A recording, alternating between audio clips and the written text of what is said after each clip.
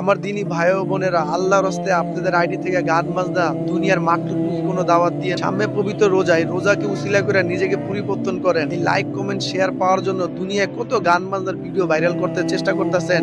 যদি ভাইরাল হয়েও যান আর লাখ লাখ কোটি কোটি টাকা যদি কামেও যান, মরার সময় কি এই টাকা পয়সা কবরে নিতে পারবেন না? লাইক কমেন্ট শেয়ার আপনার কবরে ছাওয়াল যাওয়া দিও ভাই।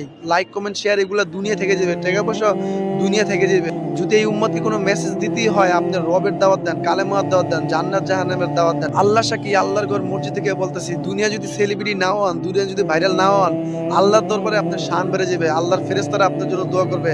আসমান আর জমিন, পূর্ব আর পশ্চিম, উত্তর আর দক্ষিণ, এগুলো আপনার হয়ে যাবে ভাই।